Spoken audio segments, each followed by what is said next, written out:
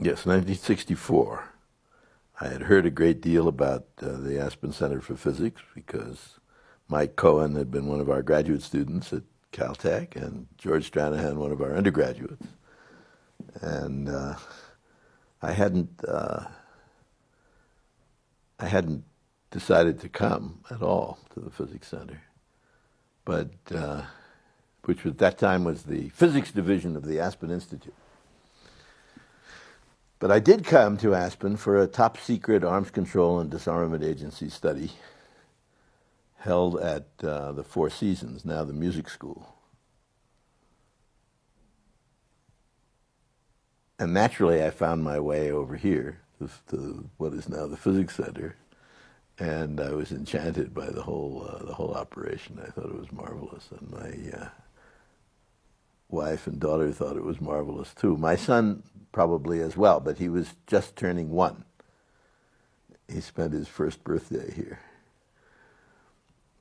so he didn't have much to say about it.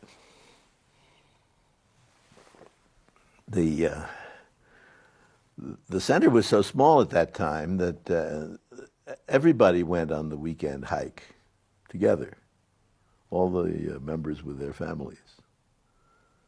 We went to West Maroon once, and the glacier lilies were just out.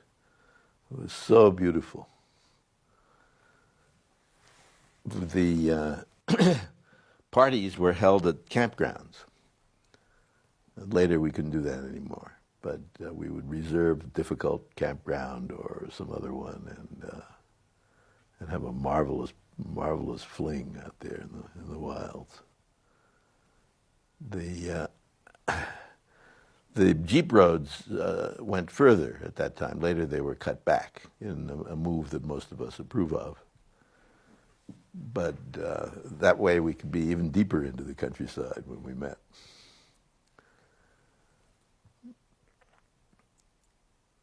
Everything was on a very small scale and very informal.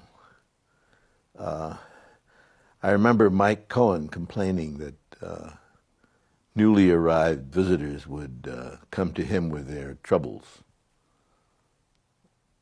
And he would ask them, when you're at the Institute for Advanced Study, do you go to Oppenheimer to complain that your toilet doesn't work properly? I told that story to Carl Kazin, who succeeded Oppenheimer as director. He didn't find it funny at all. Apparently it happened to him every day. Our status as part of the Aspen Institute had many virtues, but also some drawbacks. The Institute and many people in town who associate with the Institute, and many people from distant places who associate with the Institute, have been taught to worship Herbert Bayer and Mortimer Adler. I think most people at the Physics Center are not so keen on either one of them. But in particular, Herbert Bayer, who designed these cinder block buildings,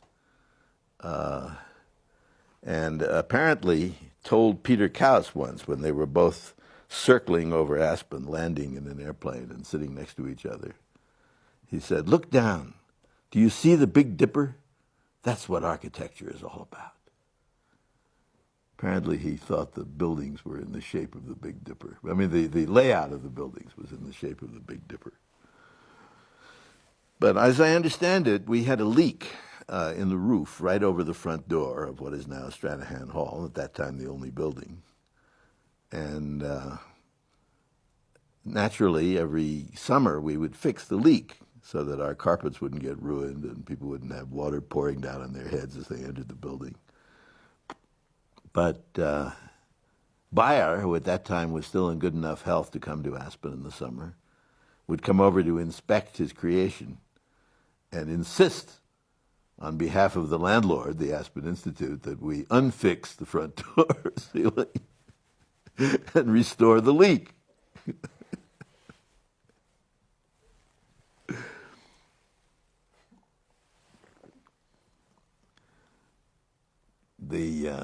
The another aspect, of course, was that with the Aspen Institute as our landlord, we didn't really control our territory here.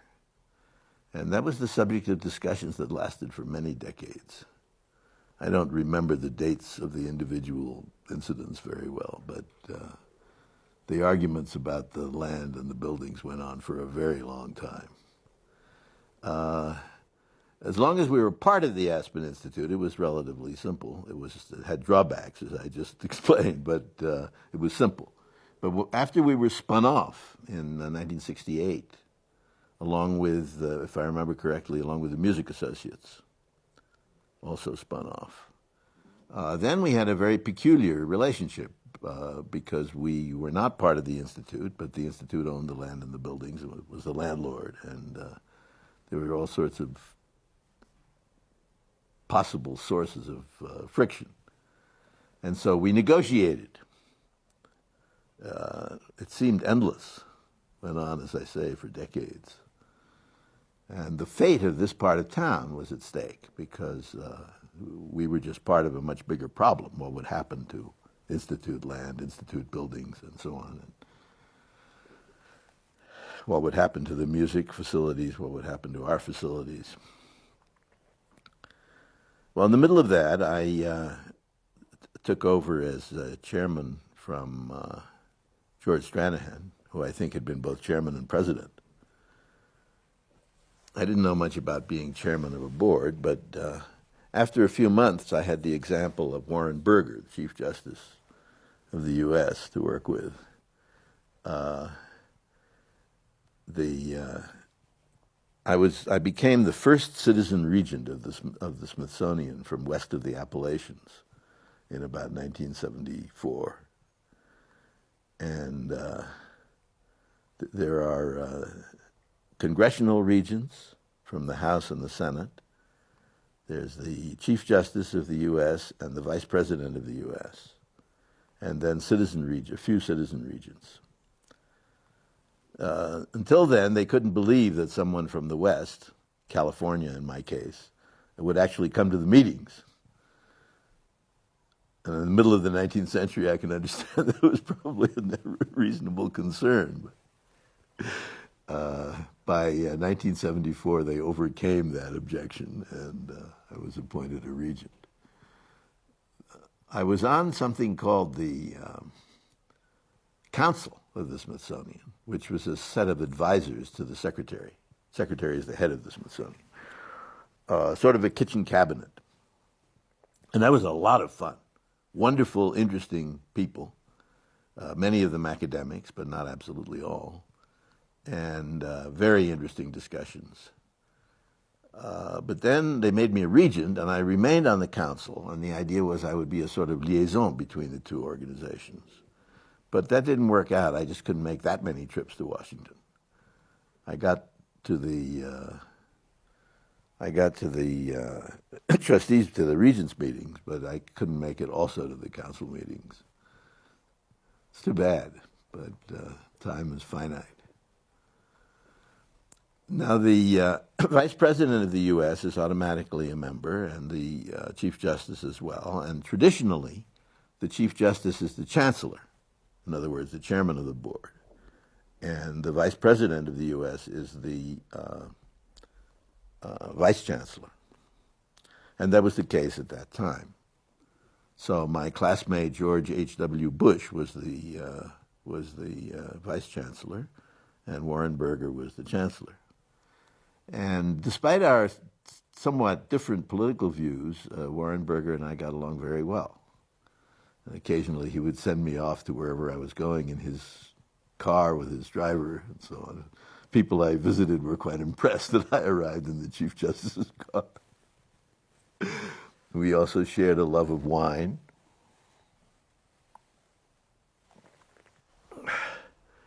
And antique furniture, although his tastes ran to early American furniture, which never particularly interested me. So I learned how to be a chair by watching Warren Burger. And everything got done with great expedition.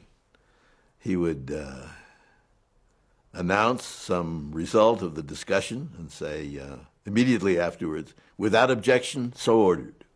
That was the end of it.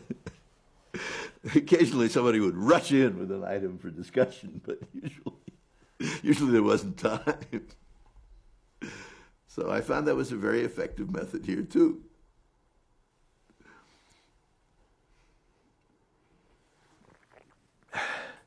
Anyway, there wasn't much of importance to discuss.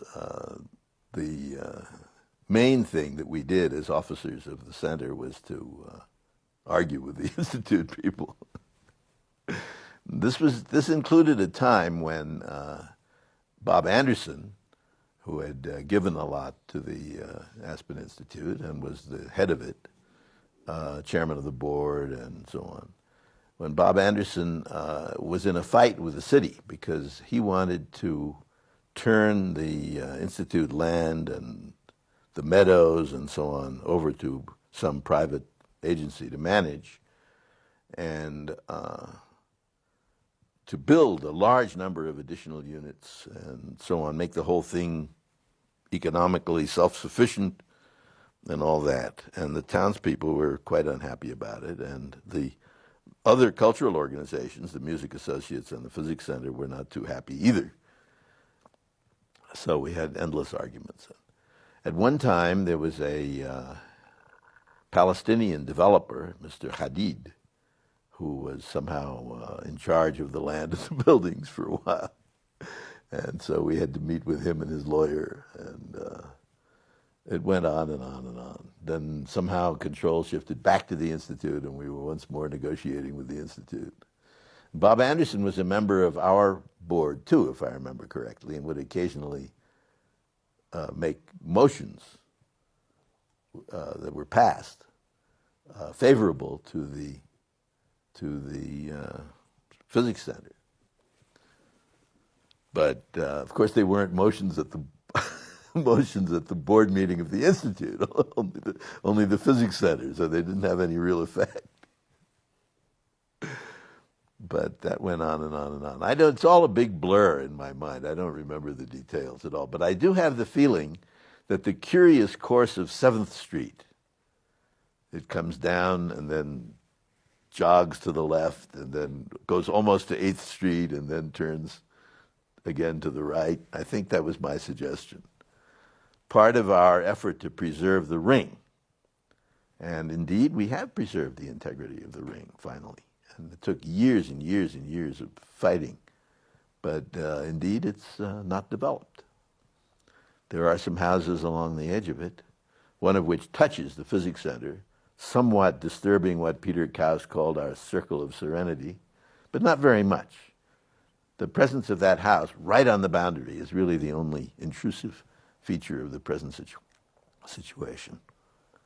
And I suppose the people there know that we will get very angry if they become noisy, and I'm sure they're afraid of reprisals. Having visited, but not officially visited the center in 1964, our family came back in 66 or 67. 66, I think it was. It might have been 67. Anyway, we returned and have come every year. I have come every year since then, sometimes for only a few days, sometimes for the whole summer. But I don't think I've missed a year since then. Our whole family was delighted with the area, with the people, the Physics Center, with all the arrangements here. The hikes, the picnics, all the social events. The attitude toward children, which was very permissive, but not too permissive. They weren't allowed to do they weren't allowed to inflict damage, but they were allowed to run around and make noise and so on, which they loved to do. It was all very nice. The work at the Physics Center, of course, some of it has been very, very important. Last summer, we celebrated the 20th anniversary of the breakthroughs in string theory that occurred mainly at Caltech to begin with, and then here in the summer, here at the Physics Center in the summer.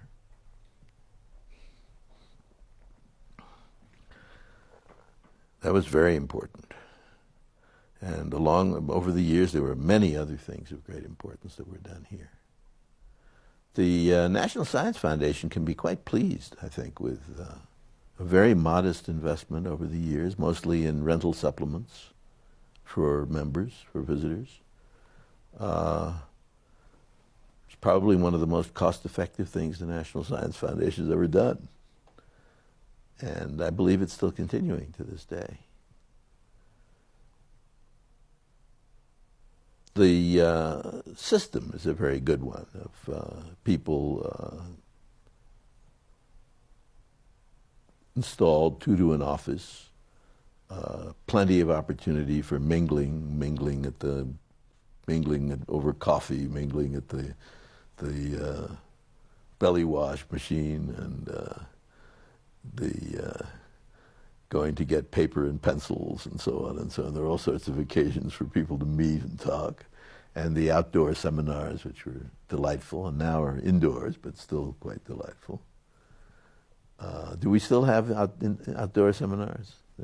I remember those very, very well. The whole atmosphere was excellent and very conducive to useful work. People formed associations. Some of it is formalized in that people coordinate their applications and say they will work together or form an official program. People who attend seminars together and work together. But often it's unofficial and impromptu. Either way, it seems to work extremely well.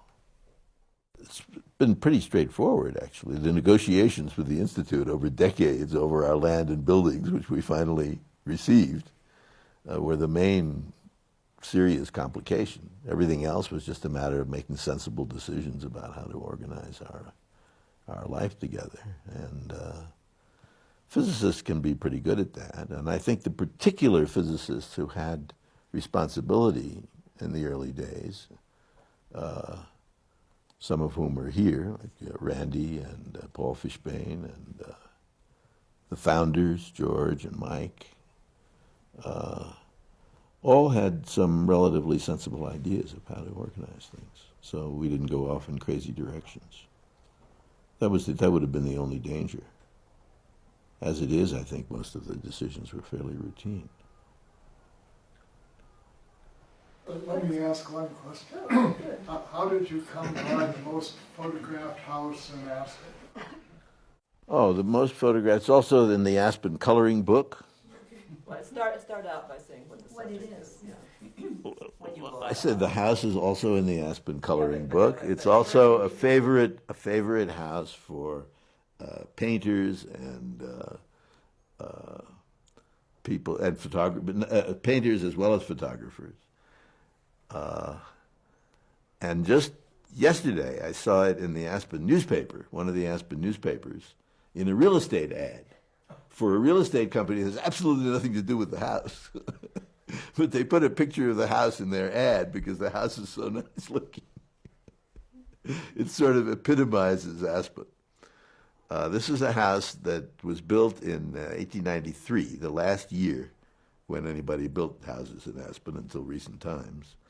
Because that's when silver crashed, when governments, starting with British India and soon followed by the U.S., stopped free coinage of silver. Free coinage meant that if you had silver, you could bring it to the government, and for a few percent charge, they would turn it into coins. And the rate was a very favorable one. So silver mining was a very lucrative occupation. All of a sudden, during 1893, it became a much less lucrative occupation, and the silver mining towns more or less closed down. So that was the end of the building of houses in that era. 3 houses on that corner were built in 1893. Anyway, I had thought of having a house in Aspen, even though at that time the Physics Center provided housing in the West End, quite reasonable rates, especially because of the National Science Foundation subsidy, but also reasonable in any case. So one could live in a wonderful Victorian house in the West End of Aspen, courtesy of the Physics Center. One didn't need to buy, really.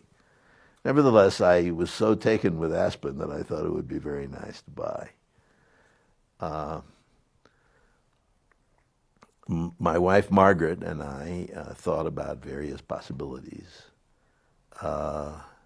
One was to buy a lot right across from the music parking lot and move a house onto that lot. And we found a house that was for sale that could be moved. But it wasn't a very good-looking one. It was an old house, all right, from the Victorian period, but it was not very impressive. And when we made a special trip for real estate purposes, we weren't very pleased with that idea, and we gave it up. So then we just looked around for a normal sale, normal real estate deal. And Carol Ann Jacobson, who ran a local real estate agency and had been a secretary at the Physics Center in the very early days, was our agent. She looked around for places for us. And she showed us 3 or 4 houses in the West End. One was a recently built A-frame, which didn't appeal to us very much, and there were a couple of others. And then there was the Victorian, which was entirely pink inside and out.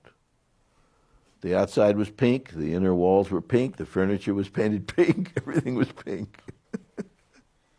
Apparently the owner, Buzz Robinson, who was the head of some Fish and Game Commission or something in Denver, Buzz Robinson had hired some teenagers and given them pink paint. And I think maybe somebody donated some pink paint, in fact. In any case, the pink paint was sloshed onto all the walls, all the furniture. And I thought the house was very good possibility. And but Margaret seemed uncertain, and Carol Ann was somewhat negative, and I couldn't understand why. And I asked them. Finally, I got it out of them. They couldn't stand the thought of a pink house. I asked, couldn't we change it? I mean, couldn't we put a layer of some other kind of paint over it? And they said, we thought you'd never spring for it.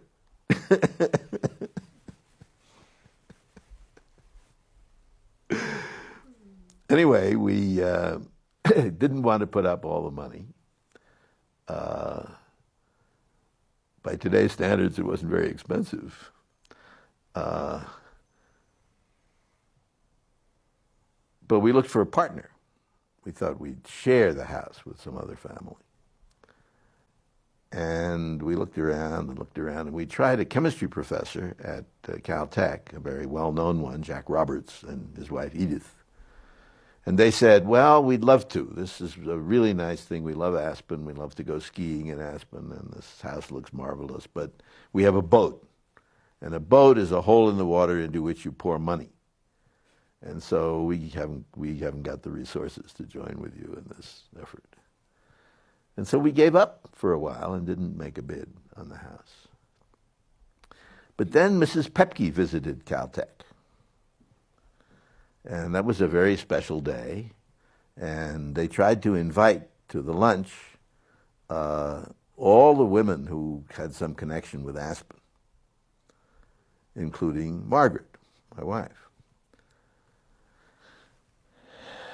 Sitting next to her at lunch was Shirley Gray, the wife of a young chemistry professor, Harry Gray, very brilliant chemistry professor, who wrote textbooks on chemistry. Very mysterious in some ways to a physicist because they do quantum mechanics without quantum mechanics. But anyway, he wrote these textbooks, which were very popular and used many places. And he wrote them as part of the Aspen Chemistry Writing Project. And the publisher, they leased the house for that purpose.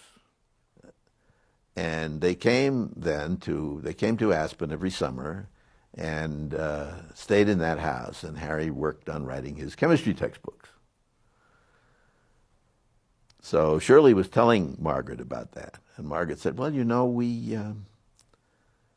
we're thinking of buying a house in Aspen, and we were looking for a partner. Are you interested at all?" And Shirley said, "Well, no. It isn't Aspen so much that attracts us as that house where we've stayed. And I have a picture of it here." She brought out the picture, and of course it was the same house. So we made a deal to share the house 50-50, and each put in half the money. I didn't think of it as an investment because prices had gone up so much, factor of 5, 10, something like that, by that time. This was 1970. During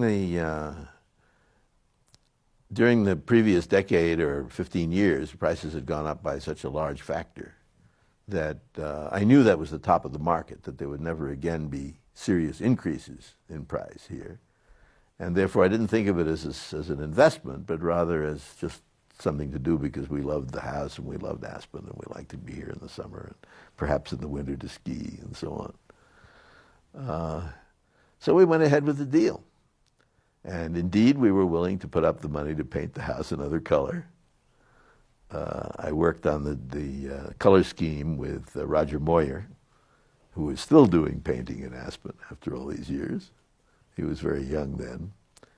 And we got the scheme mostly blue with white and chocolate trim. And it's been like that ever since. And I forget what we did about the walls inside were painted over with more natural wall colors. And the wooden furniture was repainted, except we left one room pink. That had been a bathroom in Victorian times. And by the way, we met the three old ladies who had been young girls and women at the time that they lived in the house first. It was the Gould family. They were 87, 88, and 89, I think, something like that at the time. But we met all three of them. And they had 3 bedrooms upstairs. One of those bedrooms was later turned into a bathroom, and that's the one we left pink. The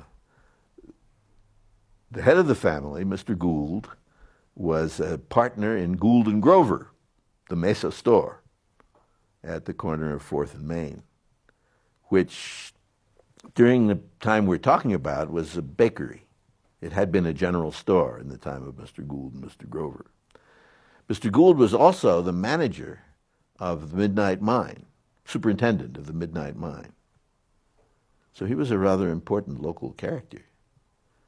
And apparently a bit odd. He had a dream that the cottonwoods along between the house and the ditch fell over in a storm and destroyed the house. That was not really possible because the wind blows from the other side. But in the dream, of course, the wind could be reversed. It was. And as soon as he had that dream, he chopped down all the cottonwoods. I had to plant aspen to replace them. So the Grays turned out to be silent partners. They didn't come anymore, and they didn't have much to do with the running of the house. And eventually, I became a 70-30 owner of the house, 70% to 30%. And I was going to buy Harry out of the remaining 30%, but somehow the negotiations kept failing. And so it remained 70-30, but he was a silent partner, and I really ran the place. So I had to make decisions about planting the aspen and so forth. I planted a lot of aspen on the lawn also, and they're still there. They're thriving. The aspen on the side are not doing so well because the woman who lived in the little house, in the carriage house,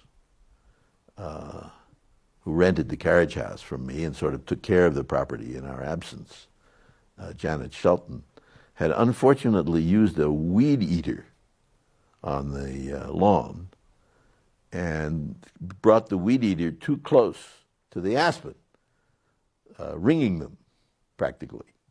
So there was very little cambium left. There was very little pathway left for nutriments to go up into the trees. As a result, most of them look very sickly today, the ones I planted along the side to replace the cottonwoods chopped down by Mr. Gould.